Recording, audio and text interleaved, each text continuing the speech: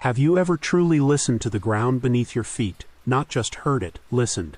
Late at night, when the city goes silent, when even the wind seems to hold its breath, if you press your ear to the floor, you might catch it. A sound so low, so deep, that it feels less like something you hear and more like something you feel inside your bones. Some call it the hum of the planet.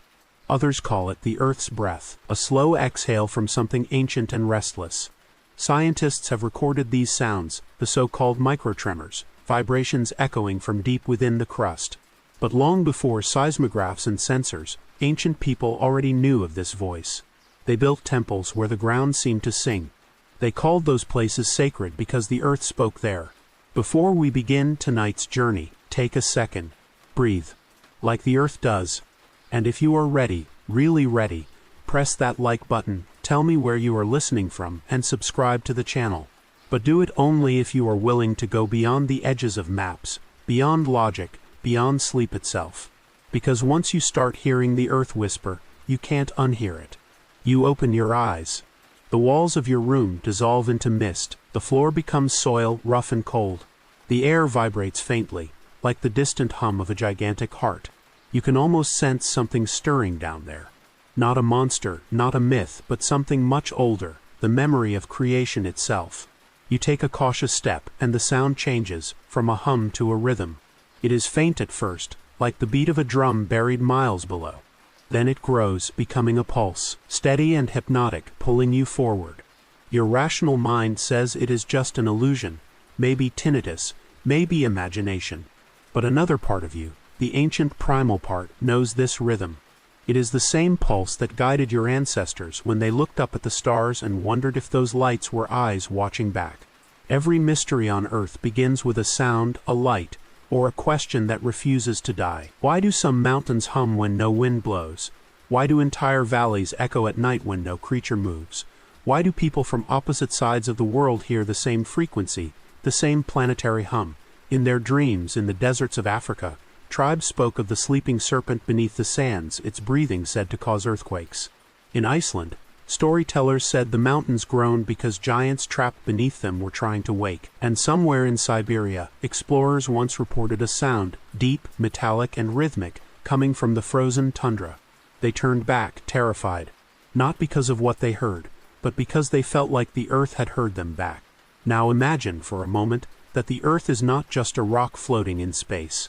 Imagine it is alive, conscious, dreaming, maybe even lonely. Every volcano, every quake, every whisper of wind could be its way of speaking. You might laugh, but ask yourself, when lightning cracks across the sky and thunder rolls through the ground, does not it sound like a voice that is far too big for us to comprehend? You take another step, and suddenly the hum fades. There is silence, thick and absolute. Then, from that silence comes a whisper. It is not in English. It is not in any language at all. It is something older, something that bypasses words and sinks directly into your thoughts. You can't make out what it says, but you feel it is asking you to remember, not who you are, but where you come from. Because long before humans built cities and maps and satellites, we belonged to the ground. We listened to it, feared it, worshipped it. And maybe, just maybe, it remembers us too. So tonight, as you lie in bed with the soft glow of your screen lighting your face, try this, turn down the sound, breathe deeply and listen, not to me, but to the faint vibration beneath everything. That is not the air conditioner. That is not the traffic. That is the earth itself, whispering secrets older than history. And if you listen long enough, you might start to hear names. Names of places you have never been to. Deserts, islands, mountains, calling to you like echoes through time. Places where reality blurs, and the impossible becomes ordinary. The kind of places we are going to explore, together. So take another breath. The journey begins now. And once we start, there is no turning back, because the earth never forgets those who hear its voice. Have you ever imagined what it feels like to fly into a place where compasses stop spinning, where the ocean swallows ships whole, and where the sky itself seems to twist into another dimension? The Bermuda Triangle, a name that has haunted sailors and pilots for more than a century, stretches quietly between Miami, Bermuda, and Puerto Rico. But it is not the map that makes it terrifying. It is the silence, thousands of square miles of endless blue, where everything that enters simply does not come back. Before you and I drift too far into the unknown, do something brave. Hit like. Tell me if you have ever flown over the ocean at night, when the stars look like scattered embers on ink. And subscribe if you dare to cross into the triangle with me. Because tonight, you are not just a listener. You are a witness. The first recorded vanishing happened in 1918, the USS Cyclops, a massive U.S. Navy ship carrying more than 300 men. No SOS, no wreckage, no oil slick. Just gone. The ocean gave no answers. The Navy's report said the ship and her crew vanished without trace. Decades later, Flight 19 followed the same fate. 5 Avenger bombers on a routine training mission, experienced pilots, clear weather. Yet one by one, their radios filled with static, their compasses spun wild, and their voices faded into panic. The last words recorded were, "We are entering white water. Nothing seems right. The ocean looks strange." Then silence. Scientists will tell you it is methane gas bubbling from the seafloor, reducing water density and dragging ships down. Or magnetic anomalies messing with instruments. But none of that explains why experienced crews vanished without sending even a mayday. None of it explains why planes go off radar in calm skies. None explains why the area still hums with electromagnetic energy that makes birds lose their way. You stand on the deck of an imaginary ship, feeling the Atlantic wind bite your face. The water stretches endlessly, glassy and blue. And then it changes. The horizon bends slightly, like the world is folding inward. The waves flatten. The compass needle begins to spin like a trapped insect. You hear static crackle in your ears, but there is no radio. Only a low, rhythmic thrum beneath your feet, like the sound we heard from the Earth in our first story. Could the planet be breathing here too, or is it something else, something alive? Legends say the triangle is a portal, a thin place where reality itself becomes fragile, where time folds and space loops back on itself. Sailors have reported seeing their own ships from afar, sailing in perfect mirror image. Pilots describe clouds forming walls, glowing, swirling like gateways made of lightning. One even claimed he entered a tunnel of time, emerging 20 minutes later hundreds of miles away with less fuel than physics should allow. Imagine you are in his cockpit. The horizon disappears. Clouds spiral like liquid marble. The sky turns electric white and your instruments scream. You can feel your heartbeat matching the pulse of the storm. And then everything stops. You are suspended in light. No sound, no motion, no weight. You blink once and suddenly the world reappears calm, quiet, blue again. But your watch says you have lost hours. Could it be a wormhole, a magnetic vortex, a tear in the thin fabric between worlds?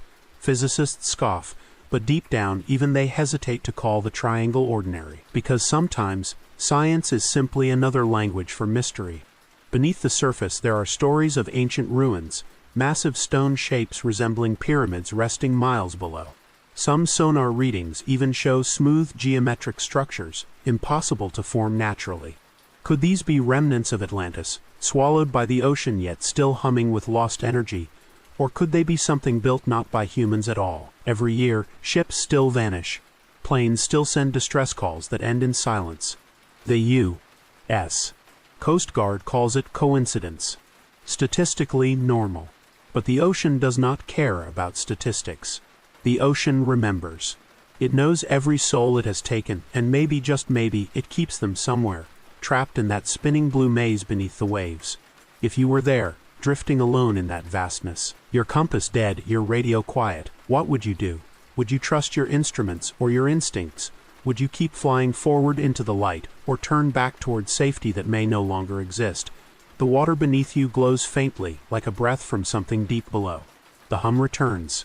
Louder now, more certain. It is the same whisper from the earth calling you deeper, asking if you still believe the world is what it seems, because sometimes the map lies. Sometimes the ocean eats itself. And sometimes the earth opens its mouth just to see who is listening. You stand at the edge of a desert that never ends. The air ripples with heat, the sand glows like powdered gold, and in the distance a light. Not the soft light of dawn or the cool shimmer of stars, but a furious orange glow that seems to rise straight from the veins of the planet. It flickers, roars, and breathes. The locals call it Darvaza, but the rest of the world knows it by another name, the the door to hell. Imagine driving for hours through silence, no trees, no animals, no sign of life. Just dunes and wind. Then suddenly, a crater the size of a football field appears before you, and inside it, fire. Endless fire. The flames stretch 20 meters high, devouring the air, roaring like a storm trapped underground. It is hypnotic, almost beautiful, a vision of chaos disguised as art. But this is not a volcano. It is not nature's doing. It is the result of human curiosity and human error. In 1971, Soviet geologists were drilling for natural gas here when the ground collapsed, swallowing their rigs into a cavern. Methane began to leak in deadly quantities. To prevent catastrophe, they decided to set it on fire, assuming it would burn out in a few days. That was 50 years ago. It is still burning. Picture it. A fire that never sleeps, fueled by the earth itself. Scientists say it is just a chemical reaction. But when you stand close, you can feel something else, a pressure, a hum, the same vibration you heard back in the Bermuda Triangle. Could this be another breathing wound in the planet's body, or is it something more? Deliberate at night, nomads refuse to camp nearby. They say the flames whisper names. Some claim to have seen shapes moving inside, not shadows but figures. When the wind is right, you can almost hear voices echoing up from the pit, like conversations carried from another world. You lean closer to the edge, heat crawling across your skin. The ground trembles slightly beneath your feet, not enough to make you fall, just enough to remind you that this place is alive. Scientists who study the site often report headaches, dizziness, and strange dreams. Dreams of vast underground cities glowing with rivers of fire. Dreams of metal doors buried in stone pulsing like hearts. One local legend says the crater was once a gateway, not to hell in the religious sense, but to something ancient beneath the crust. The Turkmen believed spirits guarded the boundary between worlds. When the Soviets drilled, they did not just pierce rock, they pierced a seal. The fire, they say, is the Earth's way of keeping that seal closed. You throw a stone into the crater. It vanishes instantly, swallowed by flame. There is no echo, no thud, just a faint hiss, as if the earth devoured it whole. What is stranger is that the fire never spreads. The sands around it stay cool, untouched. It is as though the flames know their borders, as though something below keeps them contained. Scientists have sent drones inside, but most fail after a few minutes. Their cameras overheat, lenses melt, data corrupts. One expedition reported a flicker of movement deep inside, a glowing pattern spiraling upward like a symbol. Before the feed died, a single word flashed on the screen from corrupted telemetry data: heartbeat. You step back, uneasy. The heat has a rhythm now, waves rising and falling, almost like breathing. You wonder what would happen if the fire ever stopped. Would it mean the earth had healed, or that something trapped for half a century had finally been released? If you close your eyes, you can imagine standing here 50 years ago, watching the scientists light that first match. They could not have known they were creating a monument to human arrogance, a wound that would burn through generations. Yet maybe they did. Maybe on some level they felt it, that same whisper, that same call from below saying, "Do not." But curiosity is humanity's oldest sin. We dig, we probe, we set the world on fire, because we can't stand not knowing. And sometimes knowledge costs heat and noise and fear. Sometimes it looks exactly like this, a burning mouth in the middle of the desert, forever hungry. You stare into it, your reflection dancing across a million tongues of flame. The air smells like metal and thunder. Somewhere behind the roar a deeper sound hums, low, steady, familiar. The same pulse beneath the ocean. The same whisper beneath your bed. The earth's voice, reminding you that every door we open must one day be closed again. And as the fire licks the night sky, you realize something chilling. This is not hell. Hell is human. This is just earth breathing. You are standing in front of a waterfall that should not exist. The water thunders down a rocky cliff in northern Minnesota, splitting in two halfway through its descent. One side crashes into the pool below, bright and foamy, as any normal river should. But the other half, the left stream, simply vanishes. It pours straight into a dark hole in the rock, and never comes out again. No one knows where it goes, not scientists, not explorers, not even time itself. They call this place the Devil's Kettle, the river that disappears into the earth. From the overlook, the sound is mesmerizing. It is the roar of millions of gallons per minute, and yet beneath it, there is another sound, a faint hollow echo, like the earth swallowing every drop. You lean over the safety railing, eyes squinting against the mist. The hole looks small, no bigger than a car door, but it feels endless. Something about it pulls at you, like gravity amplified by curiosity. Scientists have tried everything. They have dumped dye into the current, hoping to see it emerge downstream. They have dropped thousands of ping-pong balls tagged with GPS trackers. Not a single one has ever been found. The water simply ceases to exist. Some claim it slips into an underground river system that connects to Lake Superior. Others believe there is a deep cave network yet to be mapped. But deep down you can sense it. There is something far stranger at work. Close your eyes for a second. Imagine being one of those drops of water, falling, spinning, tumbling into darkness. No sound but your own descent. The air grows thicker. The walls feel alive. And just before you hit what should be the bottom, everything shifts, gravity twists sideways, and you are falling upward into somewhere else. Locals have their own stories. Some say the hole is a portal, not to hell, but to another part of the world. An old Ojibwe tale speaks of the mouth of the earth, a place where spirits travel between realms. They say water is the blood of the planet, and sometimes it flows where eyes can't follow.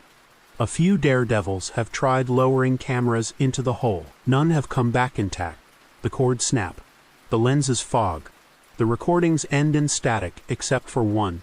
That footage, though blurred, shows something impossible, the water slowing down. Not stopping, just moving as if time itself hesitated. Like the river was falling through a place where time drips slower than anywhere else. You might laugh, until you remember that even Einstein said time bends near strong gravity. What if the devil's kettle is a scar left by something ancient, a natural wormhole carved by the Earth's shifting crust? What if it connects not to another place, but another one? Standing there, you feel the air hum faintly. The same hum that followed you from the burning crater in Turkmenistan. The same vibration from the Bermuda Triangle's magnetic silence. A rhythm under the roar, pulsing in sync with your heartbeat. Could all these places be connected? Veins of some vast hidden network breathing beneath the planet's surface. A scientist once said, "The laws of physics never break, but they bend." Maybe that is what this place is. A bend in reality, where nature quietly rewrites its own rules. The devil's kettle does not disobey the universe. It just reminds us how little of it we truly understand. You toss a coin into the stream, it vanishes instantly. No splash, no trace. For a moment, you think you hear it clinking against stone far below, but maybe it is just your imagination, or maybe the earth just whispered it back to you. Night falls. The mist glows faintly blue in the moonlight, and the forest around you grows still. You feel small, standing at the edge of something that defies everything you have ever believed about the natural world. And you realize that mystery is not the absence of knowledge. It is proof that the universe still has secrets worth keeping. You take a step back from the edge, but not before glancing one last time into that churning hole. Somewhere in the roar, you swear you hear a familiar voice, the same whisper from the depths of the world, soft and steady. Keep listening. Because the earth is full of doors. And this one, it does not just lead down. It leads through.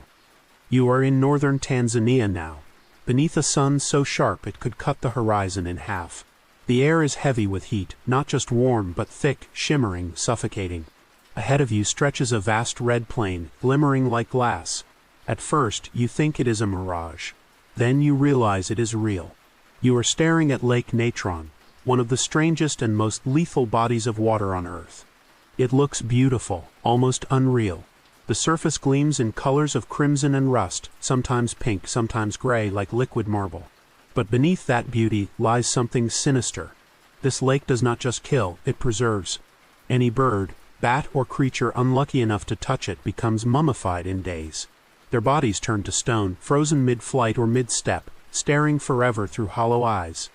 The secret lies in its chemistry. Lake Natron is made of alkaline water, rich in sodium carbonate and minerals once used by the Egyptians to embalm their dead. Temperatures can reach 60 degrees C, and the water's pH is nearly 10.5, enough to burn flesh. But even knowing that does not make the sight any less eerie. As you walk closer, you can see dozens of petrified shapes scattered along the shoreline, birds, fish, even flamingos. They look peaceful, as if they simply fell asleep in the reflection of the sky. You crouch to pick one up. Its feathers are perfectly preserved, its wings spread wide, its beak frozen mid-song. It is so detailed it looks carved. For a moment, you feel as though time itself stopped to capture the instant of death, as though the lake wanted to remember it. Scientists call it a natural mummification process, the result of extreme salinity and rapid dehydration. But local legends tell another story. They say the lake is a mirror for souls, a divine boundary where the living glimpse the reflection of the dead.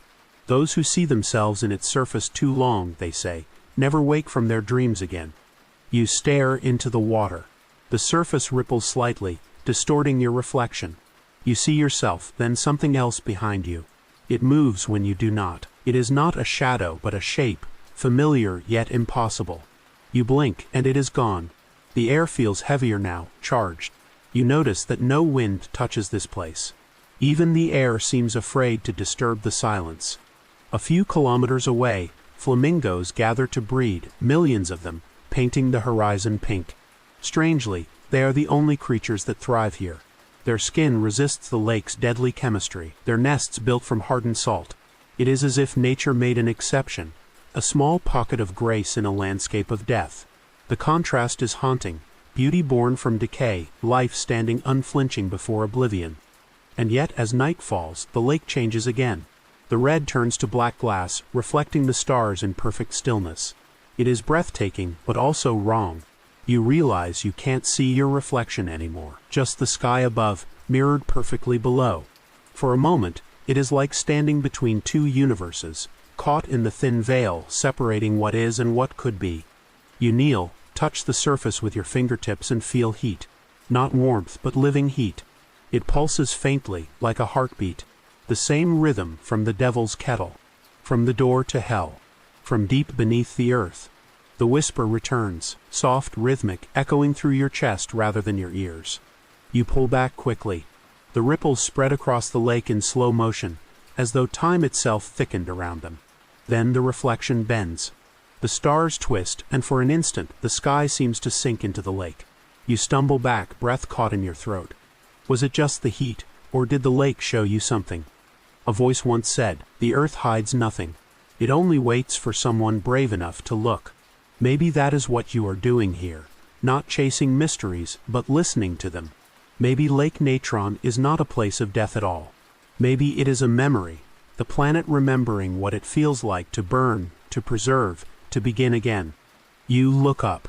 The horizon glows faintly red, like an ember at the edge of night. The wind finally stirs, a long, slow breath. And somewhere, deep in the silence, you think you hear the earth exhale. You arrive at dawn, just as the fog begins to crawl through the trees. The air is damp and cold, and the forest feels heavier than it should, as if gravity itself thickens between the trunks. This is Japan's Aokigahara forest, resting at the base of Mount Fuji, a place of myth, silence, and sorrow. The locals call it Jukai, meaning Sea of Trees. But to the rest of the world, it is known by another name, the Suicide Forest. At first glance, it is beautiful. Ancient roots twist like veins through moss and volcanic rock. Sunlight breaks through in soft beams, like golden threads stitching the air. But the deeper you walk, the more the world changes. The sound fades. Your footsteps vanish beneath the moss. Even the wind seems to disappear, swallowed whole. It is not quiet here, it is empty. You stop walking and listen. Nothing. Not even the rustle of leaves. The silence presses against your skin, thick and electric. You can hear your heartbeat louder than your breath. It is unsettling, like the forest itself is listening to you instead. Aokigahara was born from fire, molten lava that poured from Fuji's eruption centuries ago. The soil is rich with iron and magnetite, so dense that compasses go mad. Tourists sometimes tie ropes or strings to the trees before venturing in, breadcrumbs made of color, hoping they can find their way back. Some never do. The Japanese believe this forest is where spirits linger, the yurei, restless souls bound by grief.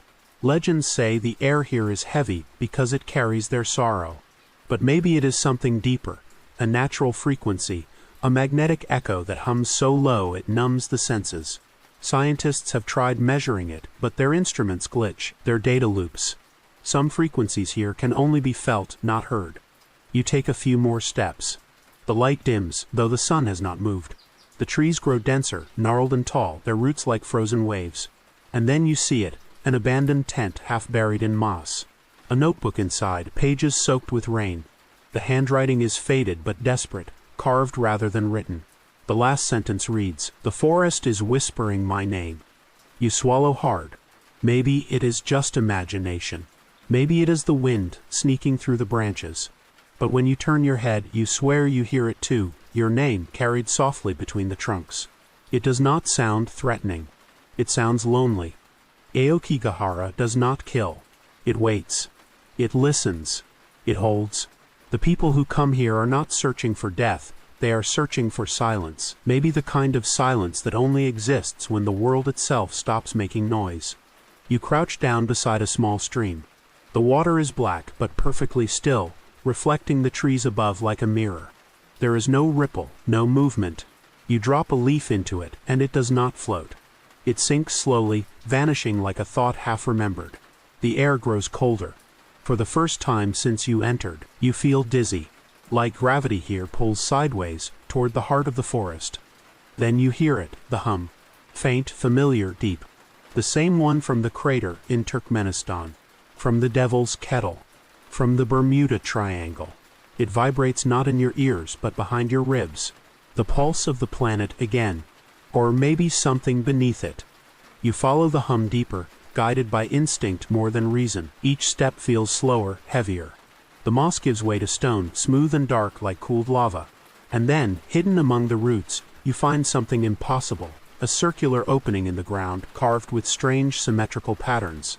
It looks ancient. The edges shimmer faintly, like metal beneath rock. You kneel beside it, and the vibration grows stronger. The air smells faintly of ozone, like before a storm. You reach out, and the hum stops. Absolute silence. Then a single whisper, soft as a breath, "Welcome back." You jerk your hand away. The forest exhales, a gust of wind through branches that should not move. The spell breaks. Birds cry in the distance. The world returns. But your heart keeps the rhythm, still beating to the forest's hidden frequency. You take one last look around. The trees seem to close behind you, sealing the path. You are not sure if you found the way out, or if the forest simply let you go. They say Aokigahara is cursed. Maybe it is. Or maybe it is just a mirror, one that shows people the silence they already carry inside. Either way, the forest knows your name now, and that hum, it will follow you, even after you leave. The air above the Peruvian desert is thin, hot, and shimmering. As your small plane tilts its wings, you look down and suddenly, the barren sand transforms into something breathtaking. Etched across hundreds of miles of dry plateau are giant lines, perfect, deliberate, ancient. Some form spirals, others stretch straight for kilometers, and many become shapes only visible from high above: a monkey, a spider, a hummingbird with wings the size of a city block. These are the Nazca lines, drawn more than 2,000 years ago by people who never saw flight, yet carved patterns that only the sky can fully see. From up here, the desert looks alive. The lines seem to shift as the light changes, each stroke carved inches deep into the reddish sand. You try to imagine someone standing down there centuries ago, tracing a figure so large it could be seen from the clouds. How could they have known what it would look like? What were they trying to say, and to whom? Archaeologists have theories. The Nazca people may have built them as ritual pathways, walking the lines during sacred ceremonies. Some believe they align with constellations, like giant calendars marking solstices and equinoxes. Others think they were offerings to gods of water, a desperate plea for rain in a desert that almost never sees it. But there is a problem. Many of the designs are so massive, so perfectly scaled, that even with today's tools, recreating them would be a challenge. You close your eyes, trying to imagine what it was like then. The sound of the wind, the sun on your back, dozens of workers dragging stones aside to reveal lighter earth beneath. No machines, no blueprints, just purpose, and something unexplainable guiding their hands. Maybe mathematics. maybe faith, or maybe something that came from above. You open your eyes again, and for a heartbeat you think you see something impossible. A flicker of light tracing the lines in real time, as if they are being redrawn by invisible hands. It moves too fast to be human. You blink, and it is gone. The pilot does not notice, but the air feels charged now, humming faintly with static, that same low vibration you have heard in every place so far. When the first airplanes flew over Nazca in the 1920s, the pilots thought they were ancient runways. Some fringe scientists took the idea further, claiming they were actual runways for beings not of this earth. You have heard those theories before, the ancient astronaut idea, that maybe humanity's oldest structures were built as messages or landing markers. It is easy to dismiss until you see it for yourself, the way the lines stretch perfectly across uneven terrain, as if drawn with a precision no tool of the time could match. Down below, a spiral curls endlessly into itself. Spirals, symbols of infinity, cycles, birth and death. Every culture has drawn them, from Celtic stones to Hopi carvings to galaxies spinning above. Maybe the Nazca were not trying to summon anyone. Maybe they were mirroring what they saw, the cosmos reflected on the desert floor. The hum grows stronger, vibrating faintly through the metal of your seat. You rest your hand on the window and feel it, steady, rhythmic, almost like the pulse beneath Lake Natron's burning mirror. You remember the whisper in the forest, the breath of the earth. Could these lines be part of the same language, the same system of signals etched into the skin of the planet? A thought creeps into your mind. What if the earth is not just alive, but communicating, marking its surface the way veins map a body, the way nerves transmit impulses? The Nazca lines might not be messages to the gods, but messages from the planet itself, written through the hands of those who listened closest. As your plane banks for one final pass, the desert below flares with golden light.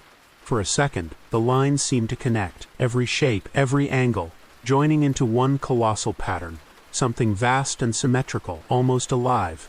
You can't fully see it.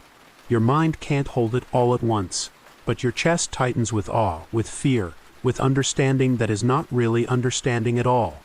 Then the light fades, the hum disappears. The desert returns to stillness, unchanged for 2,000 years. The pilot glances at you and smiles. Beautiful, is not it, he says. You nod. But part of you knows that beauty is not the right word. What you saw was not art. It was memory. The earth remembering something, or maybe warning us of something it already knows is coming. You take one last look out the window, as the horizon swallows the last of the lines. Somewhere, buried under centuries of silence, the desert still listens, and the wind still hums, waiting for someone to finally understand what it is been trying to say.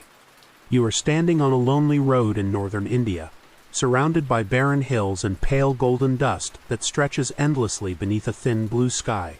The sun is fierce, but the wind bites cold.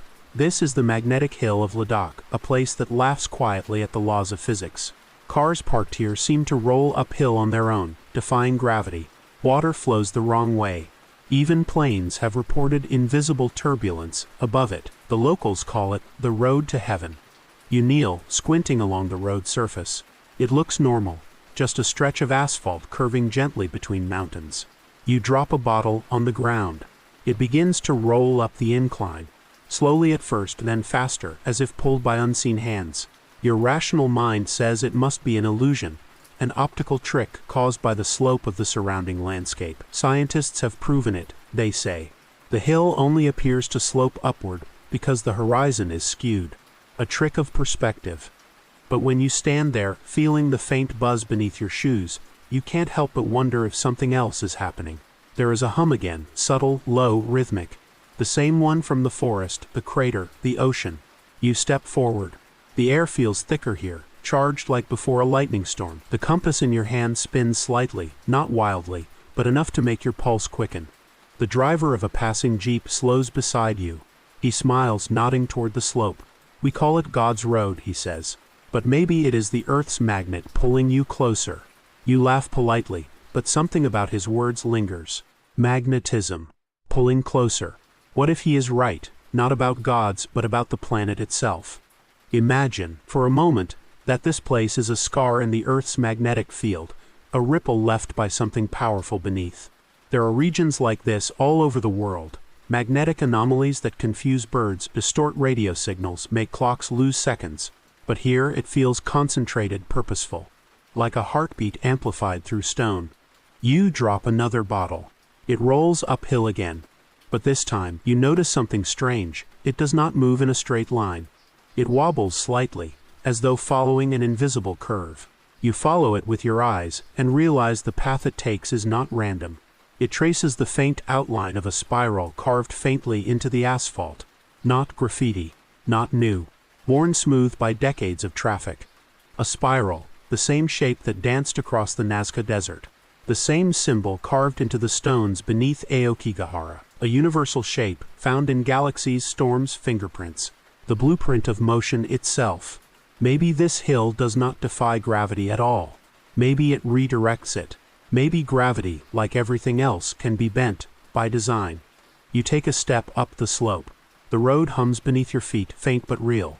You feel lighter, not weightless, but as if something is pushing gently upward against your soles. You walk faster, testing it, half laughing in disbelief. It is exhilarating, like walking through a secret rule the world forgot to hide. The villagers tell stories about this road. Some say it leads to the afterlife, that lost travelers vanish into the sky. Others say metal objects hum when buried here, as though the earth is singing through them. A few monks whisper that the hill marks an ancient alignment, a convergence point where the earth's magnetic lines knot together. If that is true, then this is not an accident. It is a point of balance in the planet's invisible web. You reach the top of the slope and turn around. The valley stretches below, silent, shimmering in the sun. You notice a small cairn of stones by the roadside, an old offering. On one of them, carved faintly into the rock, is a symbol you have seen before, a circle split by a single line. The mark from the crater in Turkmenistan. The hum deepens, your chest vibrates slightly, like your ribs are tuning forks. You close your eyes, and for a moment you feel suspended, like the world has tilted beneath you, but you are standing perfectly still. The gravity you have known all your life feels negotiable. Then the sound fades. The air clears. The road becomes just a road again, asphalt, dust, sunlight. The magic, if that is what it was, hides itself as quickly as it appeared. Maybe it really is an illusion. Maybe your mind, tired from the desert and the heat, played tricks on you. But deep down you sense something quieter, older, the feeling that the earth is not mocking gravity. It is reminding you that even the laws of nature are written in pencil, not stone. You start the car and let it roll. It moves slowly but surely uphill. No engine, no push. Just motion, pure, effortless, ancient. And as you glide toward the sky, you realize that sometimes, to move forward, all you have to do is surrender and let the world pull you where it wants you to go. You have left the dry deserts and magnetic plains behind. Now you are standing at the edge of something that does not belong to this world. Before you rises Mount Roraima, a mountain so strange it looks like a fortress built for gods, a flat-topped mesa piercing the clouds at the borders of Venezuela, Brazil, and Guyana. From below, its cliffs rise straight for nearly 2,000 meters, smooth as glass, impossible to climb except by a single narrow path carved by water and time. The locals call it Topoi Roraima, Mother of Waters.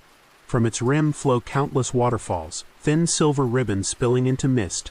To the Pemen people, this is not just a mountain. It is the stump of a once celestial tree that held all the fruits of the world. When the gods grew angry, they struck it down, flooding the earth and leaving behind this colossal altar. As you start the ascent, clouds roll in. The temperature drops. Rain falls sideways. The trail feels alive, slick stone pulsing faintly beneath your boots, the rhythm of that same hidden heartbeat you have followed across continents. Every few minutes lightning flashes, but the thunder comes late, as if sound itself struggles to reach this place. Halfway up, the world disappears. You climb through fog so thick you can't tell up from down. Only the hum remains, steady as breath. It is not frightening, it is calming, almost like being inside the planet's pulse. Then, suddenly, you break through the cloud layer. Above you, sunlight explodes. Around you stretches a plateau older than time. The top of Roraima looks like another planet. Black stone towers rise like petrified trees. Pools of water shimmer in impossible colors, blue, violet, green, reflecting a sky that feels too close. Plants here grow nowhere else on Earth. Their leaves glisten with glassy sheen, some shaped like cups to trap rain, others like claws reaching for light. Small frogs bright as jewels hop between them, their skin glowing faintly as if lit from within. You kneel beside one of the pools. The water is perfectly still, yet your reflection ripples. You realize it is not you that is moving, it is the surface itself, vibrating gently. Beneath it, the same hum. Stronger now. Clearer. The sound forms a pattern, like a melody played through stone. You wonder if this is where it begins, the source of the whisper that connects all the other places. Explorers who came here centuries ago wrote of strange lights that floated over the plateau at night, spheres of fire that drifted silently before vanishing. Some thought they were spirits. Others, something more mechanical, more deliberate. The scientist Charles Brewer Correas once said, "Roraima feels like the earth remembering its own creation." Standing here, you understand what he meant. The air shimmers suddenly, and you notice shapes forming in the mist, outlines of enormous hexagons stretching across the rock, faint but precise, as if drawn by some ancient geometry. You follow them until they converge on a single crevice. From within, a soft glow pulses. You crawl closer. The rock here is warm, despite the cold air. Inside the crevice, etched into stone, are symbols you have never seen, circles within spirals repeating endlessly. They look eerily similar to the patterns of the Nazca Desert. The same design, the same spiral. You reach out and touch the carving. The hum deepens instantly, vibrating through your bones. The clouds around the plateau begin to swirl, forming a slow spiral above your head, perfect, deliberate, immense. It is as if the mountain itself is responding. For a moment, you feel weightless. The sky darkens, but not with storm, with movement. A column of light flickers in the mist, faint but real, connecting the clouds to the stone beneath your hand. You can't tell if it is lightning or something older. Then, as quickly as it came, it fades. You sit there for a long while, heart pounding, hands trembling. Was it a hallucination, or did the mountain truly wake up for a second, recognizing you, answering your touch? You look around. The plateau seems unchanged, but you can't shake the feeling that you have just knocked gently on the door of something enormous, sleeping beneath it. When you finally descend, the clouds close behind you. The path disappears. The hum softens, until it is just a memory in your heartbeat. People will tell you Mount Roraima is just a geological marvel, an ancient table mountain carved by erosion. And they are right, but they are also wrong. Because once you have stood there, above the clouds, you understand that erosion does not carve order. It does not draw spirals in stone or sing through the wind. Whatever Roraima is, it is not just rock. It is an altar, a bridge, a reminder that the earth still remembers how to speak, and sometimes, if you climb high enough, it might just answer. Far out in the South Pacific, days away from any continent, lies a lonely island shaped like a triangle. The waves crash endlessly against its rocky cliffs, and the wind carries no smell of trees, only salt and thyme. This is Easter Island, or as the locals call it, Rapa Nui, home to nearly 1,000 stone giants, the Moai. Their faces watch the horizon, unblinking, silent, and eternal. You walk along the grass that ripples in the wind, and they surround you, hundreds of them. Massive heads and torsos carved from volcanic rock, half buried in the earth. Some stand upright and proud. Others lie toppled, cracked, or half sunk into the hillside. They look ancient, patient, almost alive. Their expressions are not angry or kind, they are something else entirely. Detached. Knowing.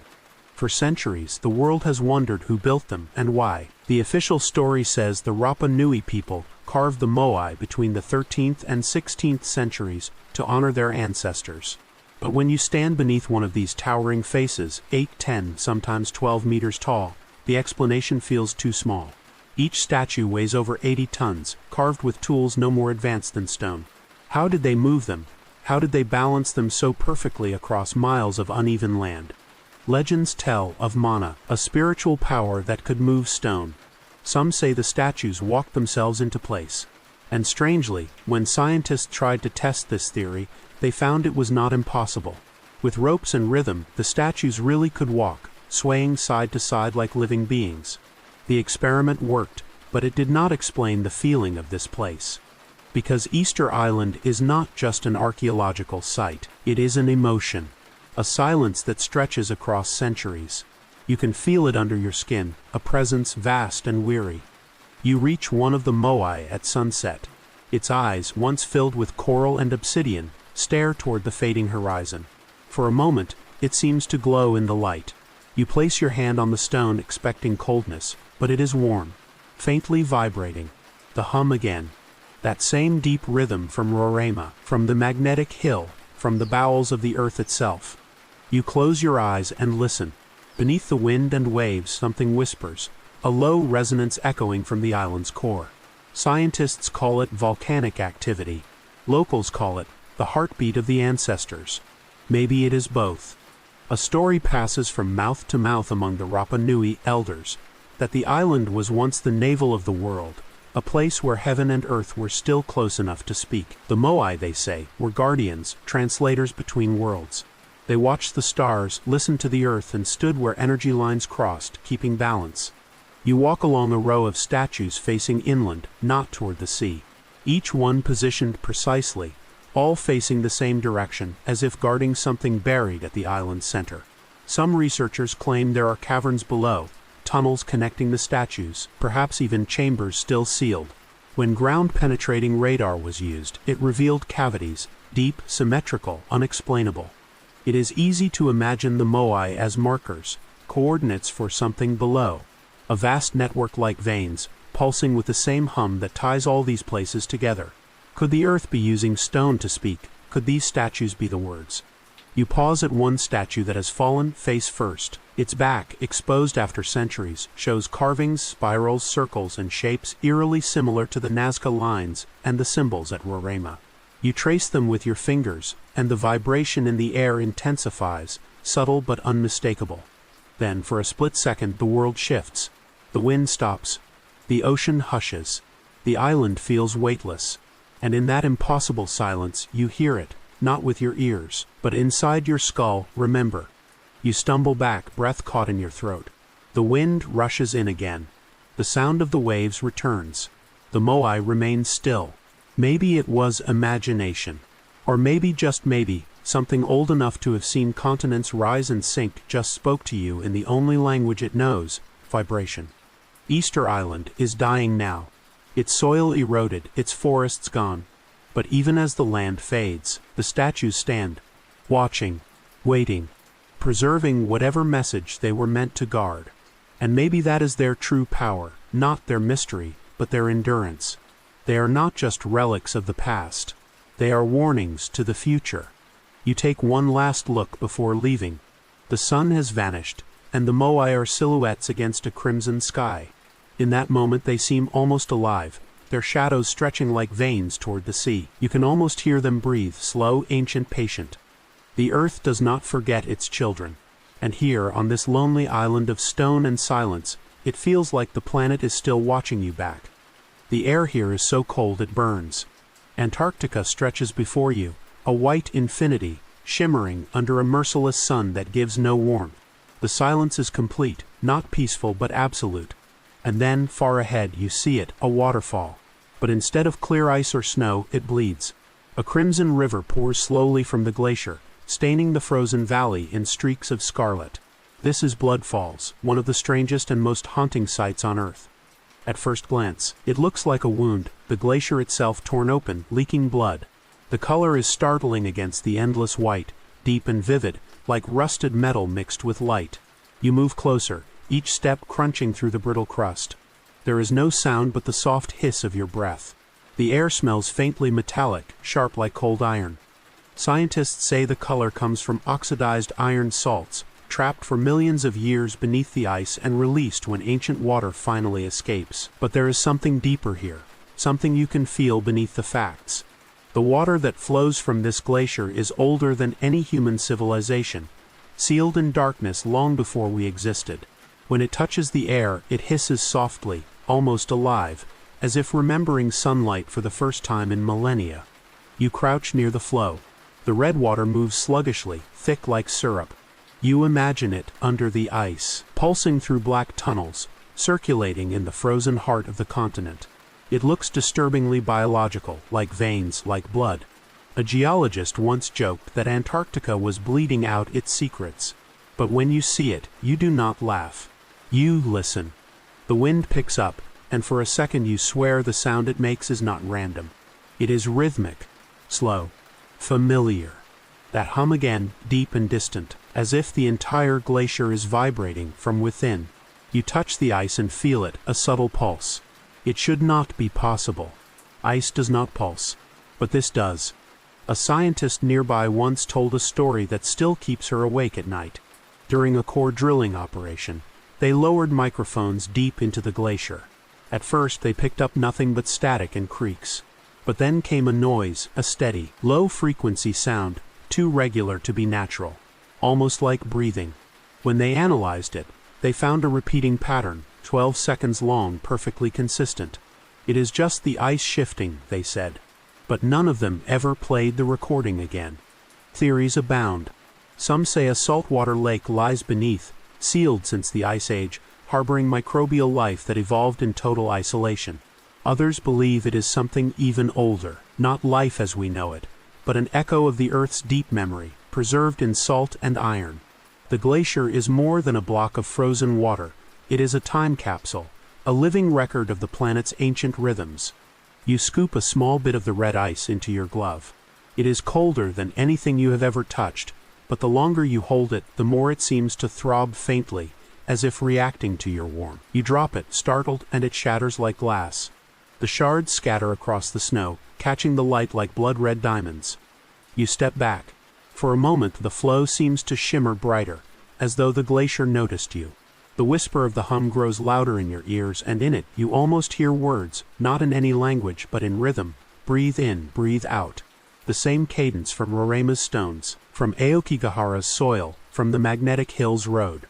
Could it be coincidence? Could all these frequencies, all these hums, be the Earth's own voice carried through rock, water, and ice? You imagine the entire planet as a body, every volcano a lung, every ocean a heart, every glacier a vein. Maybe Blood Falls is not bleeding at all. Maybe it is circulating, pushing life through frozen arteries, renewing what the surface forgot. A gust of wind howls suddenly, and you look up. The sky has turned pale gray, and snow begins to fall, thin and silent. The crimson waterfall looks softer now, fading back into the white, like a wound slowly healing, closing over with ice.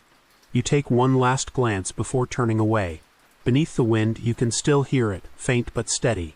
A heartbeat. Slow. Relentless. Ancient. Somewhere deep below, in darkness untouched for millions of years, the planet is still alive. Still breathing. Still remembering. And as you walk back through the snow, you realize the Earth does not hide its secrets from us. It bleeds them out, one drop at a time, waiting to see if we are listening. You walk beneath Paris, far below the bright lights and soft laughter of the streets above. The air grows colder. The walls narrow. The hum of traffic fades until all you hear is the echo of your own footsteps on damp stone. Then, suddenly, the tunnel opens, and you freeze. Before you stretch miles of corridors lined with bones. Skulls and femurs stacked in perfect symmetry, forming walls, arches, entire patterns of death. There are millions of them, once living Parisians, now arranged like decoration. This is the catacombs of Paris, the world's most beautiful tomb. You lower your flashlight, and the beam sweeps across endless sockets staring back at you. The skulls are clean, pale, almost polished by time. Between them, small plaques bear Latin inscriptions. Stop. This is the empire of the dead. The air feels heavy here, not just from moisture, but from memory. Every breath feels borrowed. In the late 1700s, Paris ran out of space to bury its dead. Cemeteries overflowed. Graves collapsed. Disease spread. So, under cover of night, workers began transferring bones into the old limestone quarries beneath the city. It took 12 years. Cart after cart, lantern after lantern, descending into the dark. But the strange thing is, when they were done, they did not just pile the bones. They arranged them. They built order from decay. Symmetry from chaos. You walk deeper, the walls curving like ribs. Your light catches inscriptions carved by hand, poems, prayers, dates long forgotten. And yet, it feels too deliberate, too perfect. Who decided to build beauty from death? And why does it feel like the bones wanted to be arranged this way? Some say the workers heard voices while building, whispers in the tunnels, calling them to specific spots. Some said the bones refused to stay buried unless stacked in patterns. That at night, the air vibrated with low murmurs, as if the dead were humming. The same hum. The same frequency you have heard from glaciers, deserts, and mountains. You switch off your flashlight.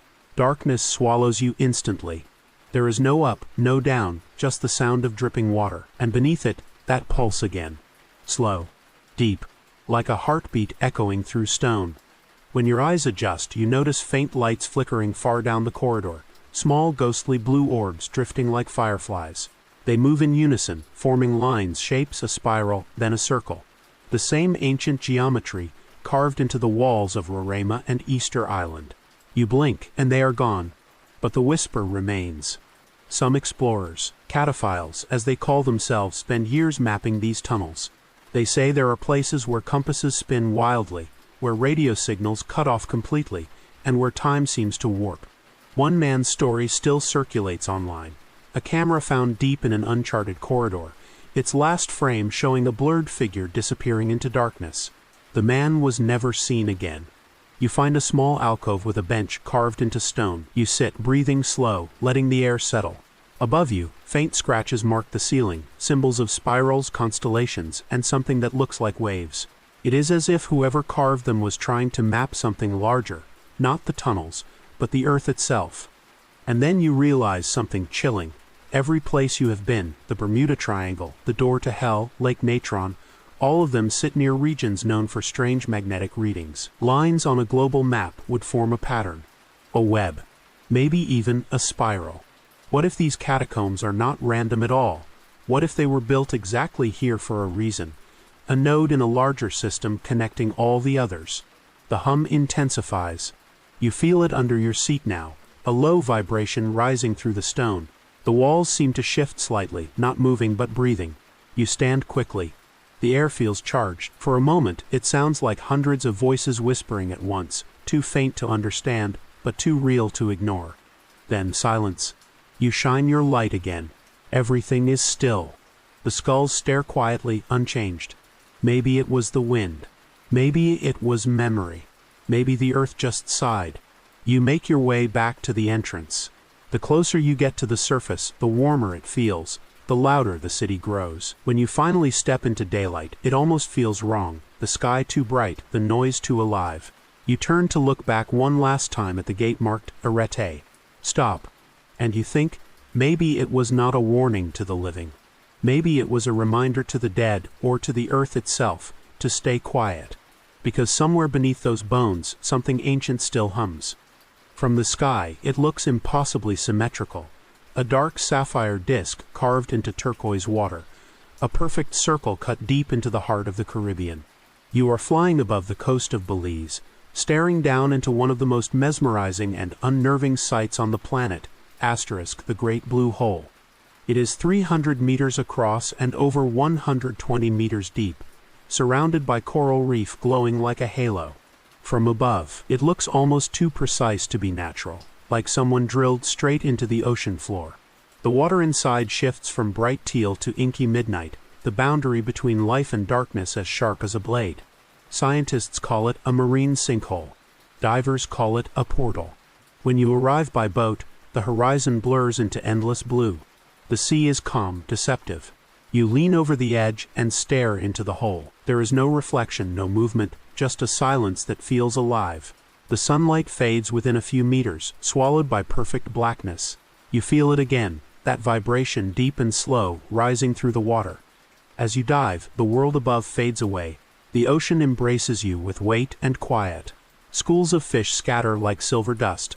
The deeper you go, the colder it becomes, the darker, until even the bubbles of your breath vanish into shadow. Then the walls appear, massive limestone formations, ancient stalactites that hang like frozen teeth.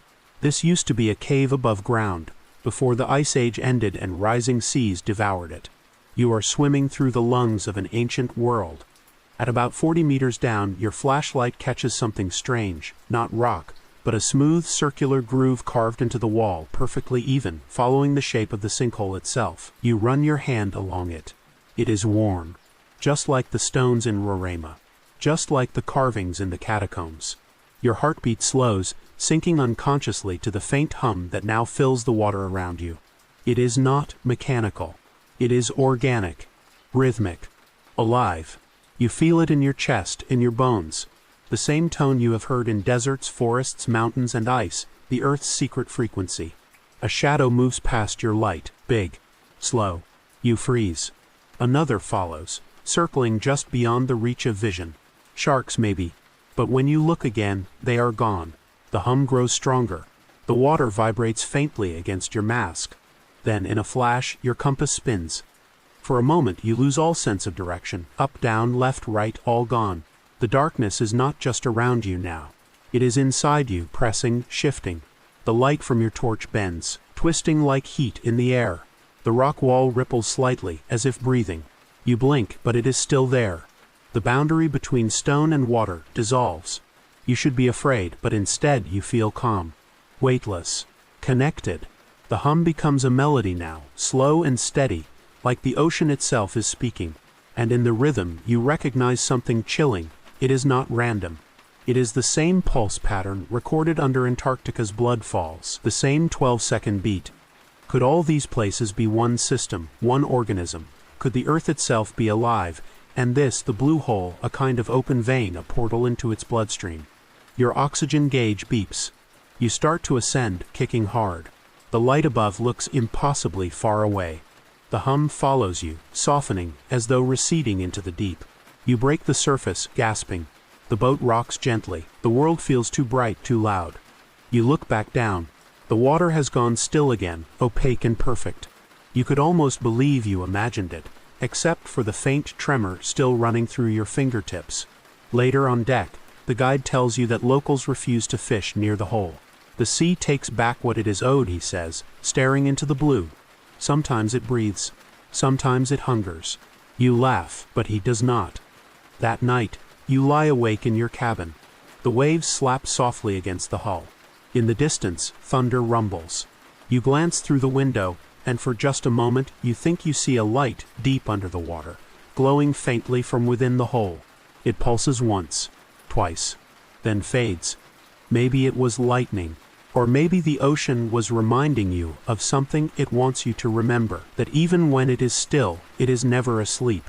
Because under every calm surface, the Earth is still whispering. And in places like this, where the world bends into perfect circles, it might just be whispering back. The desert of Nevada stretches endlessly, a flat horizon of dust and mirage. The sun bleeds across it in waves, painting everything gold and silent. There is nothing here, or so it seems, until you notice the faint shimmer of fences, the warning signs, the strange perfection of a road that leads to nowhere. You have arrived at Area 51, the most secretive patch of land in the United States. For decades, it has been the heart of speculation, conspiracy, and curiosity. UFO sightings, hidden aircraft, government experiments, aliens. It is the name whispered in every story that begins with, "They do not want you to know." Yet the truth, as always, feels deeper and stranger. You drive closer, though closer is relative here. The actual perimeter lies miles ahead, guarded by sensors, cameras, and unmarked trucks. Still, the air changes. There is a faint hum in the wind, subtle, familiar. The same low vibration that followed you from the oceans, mountains, and glaciers. The Earth's whisper. But here, it feels interrupted, distorted, like a broken signal. You stop the car, step out, and feel the static in your hair. The ground beneath your boots vibrates faintly, as if something massive hums beneath it. The desert seems alive, restless, humming through layers of stone and sand. It is not just the Earth breathing anymore.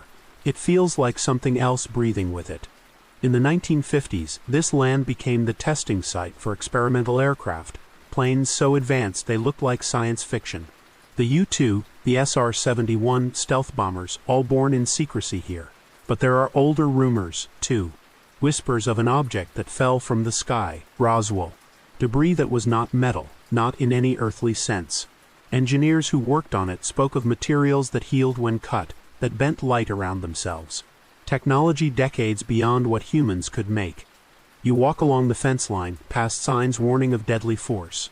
The silence here is thick, unnatural. Then a low rumble passes underfoot, not a truck, not thunder. It is deeper, slower, like a door opening far beneath the ground. You drop to one knee, hand pressed against the dirt. You feel it again, the pulse. The same 12-second rhythm. The sky above seems too empty. No birds. No clouds. Just an ocean of blue so still it hurts your eyes. Then a flicker, a flash of light, darting across the horizon faster than anything should move. No contrail. No sound. Gone before your brain can register it. You blink, and the desert looks the same. But you can't shake the feeling that something just looked back. People think Area 51 hides alien ships. But what if it hides something older, not from space, but from Earth itself? What if that hum beneath your feet is not machinery at all, but a containment field, a barrier keeping something within, not out? Old reports mention underground chambers carved deep into the bedrock, tunnels running for miles. Some describe strange patterns burned into the walls, spirals, hexagons, circles, the same geometry found on Easter Island, in the Nazca Desert, even on the stones of Roraima. Coincidence, or evidence of a system that predates civilization, hidden beneath modern secrecy? You close your eyes. The hum grows louder, resonating in your chest. It is the same frequency as the Earth's, but here it is doubled, layered, like two voices trying to sing the same song but out of sync. Maybe Area 51 is not just a base. Maybe it is where those frequencies meet, where the Earth's hum collides with something not of this world.